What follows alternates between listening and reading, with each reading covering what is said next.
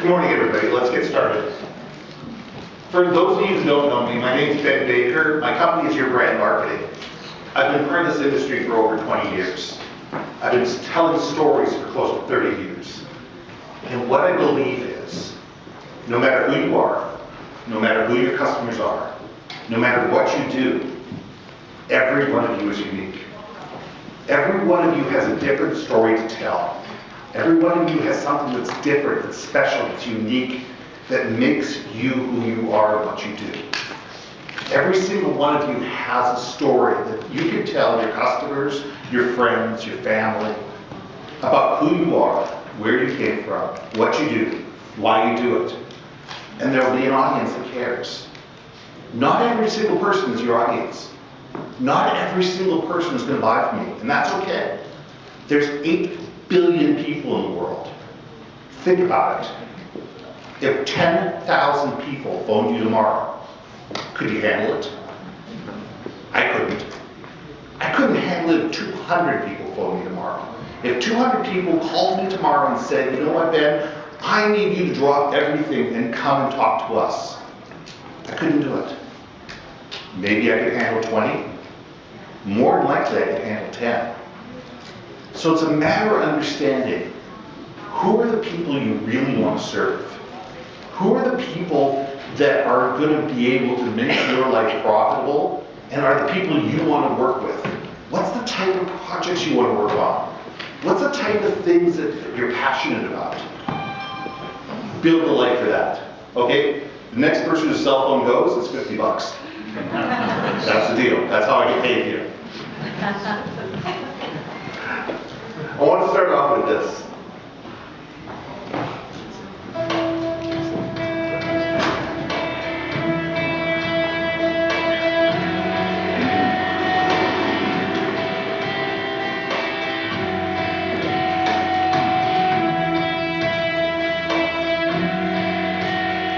We believe in going our own way, no matter which way the rest of the world is going.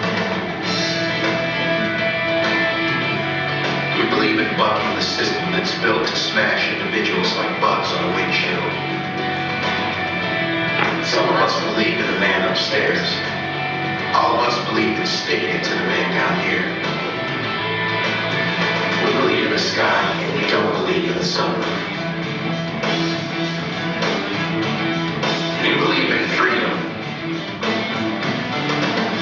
We believe in dust, tumbleweeds, buffalo, mountain ranges, and riding off into the sunset. We believe in saddlebags, and we believe that cowboys had it right. We believe in refusing to knuckle under to anyone. We believe in wearing black because it doesn't show any dirt or weakness. We believe the world is going soft, but we're not going along with it. We believe in motorcycle rallies that last a week. We believe in roadside attractions, gas station hot dogs, and finding out what's over the next hill.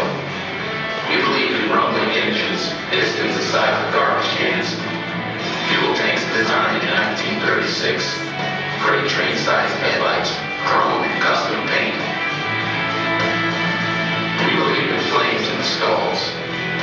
We believe life is what you make it, and we make it one hell of a ride. We believe the machine you sit on can tell the world exactly where you stand. We don't care what everyone else believes. Amen.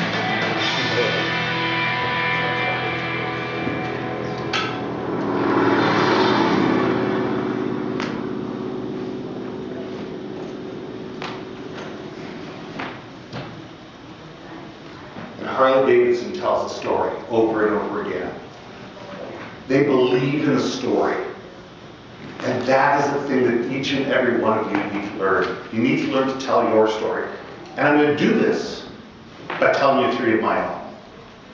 Now, 10 years ago, actually 10 years ago last week, I left my partner. We had a $5 million company. We were profitable. I had 30 staff. I had 5,000 square feet of warehouse. I had 10 sales reps, and they were driving me crazy.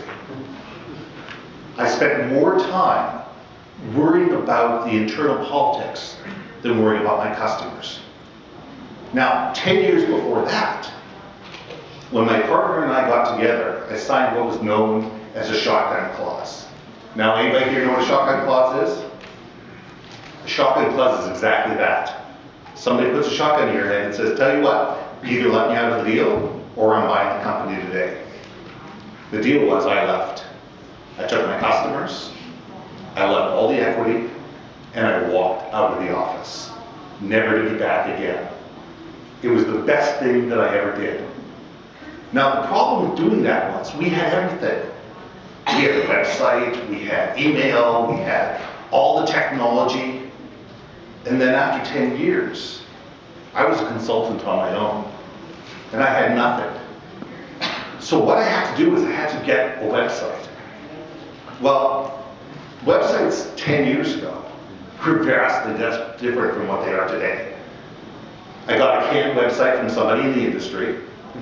What it allowed you to do was put your logo in the top left-hand corner. That was it. That was your differentiation. You know, everybody got the same pages. You might have been able to put a little bit of a text about who you were and what you did, but your search engine looked exactly the same as everybody else's. Your website looked the same as everybody else's, but you know, you had a different logo. So, let me tell you a story about three amigos. About 10 years ago, maybe 6 months after I left, I got an opportunity to go into a company I'd never been in before. Fairly substantial, fairly profitable, would have been nice on my resume. And I was met at the door by the vice president. And he walked me through everywhere. I walked through the warehouse, I walked through the marketing department, I walked into the CEO's office and shook hands, and we had a really nice hour-long tour. And you know, and I got to ask questions of people, and they got to ask questions of me. And you know, I thought things were going well. And all of a sudden, we got taken up to a room, and I got brought up in a boardroom. And there's 3 monitors sitting right there. And all of a sudden, 3 monitors go on. My website's in the center. 2 of my competitors, one around either side of us. All 3 look exactly the same, except for a little logo in the top left-hand corner. And he grilled me for 45 minutes. Why should I do business with you? If you all look the same, if you're all buying from the same place, if you're all buying for the same cost, what's your differentiator? What makes you different? What makes you unique? Well, I blew it. 10 years ago, I wasn't sophisticated enough to be able to answer that question. And I stammered through it. And I gave the stock answer that a lot of people give, and he shook my hand, said thank you very much, and said we'll be in touch. It never was. 3 months later, I had a brand new website. Spent $10,000. Created something that was absolutely custom and unique to me. And I went through the time and the effort, not only on the graphics, but the language. And I took the time to actually figure out who was I? What did I do? Who did I do it for? Who were my customers? What was important to me, and what was the value that I gave to them? Because it's not, your brand is not about who you are, it's how you're perceived. If you're not perceived as being valuable, you're not.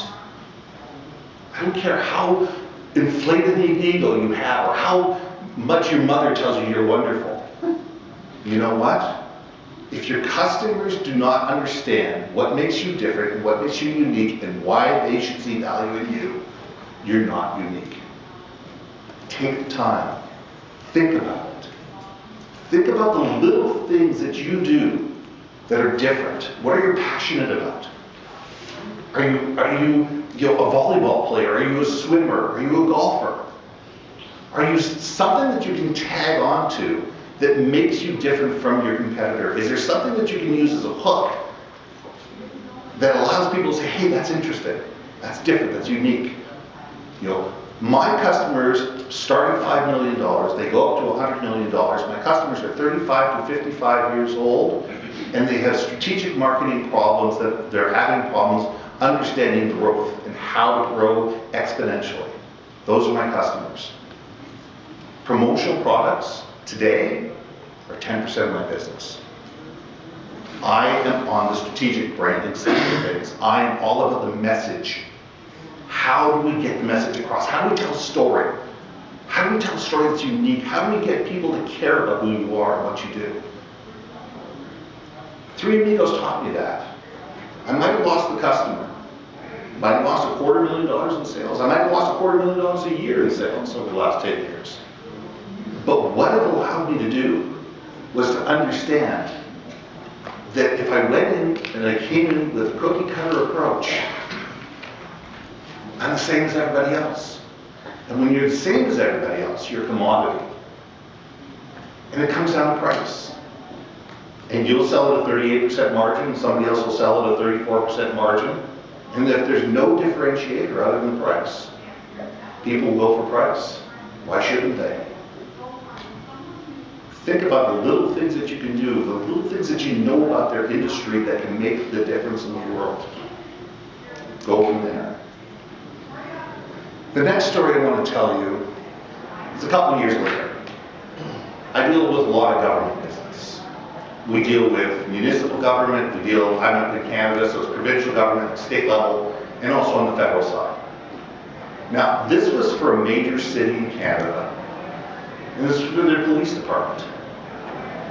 They were looking for a custom jacket. They wanted a reversible jacket. They buy 2,000 of these a year. I had the relationship.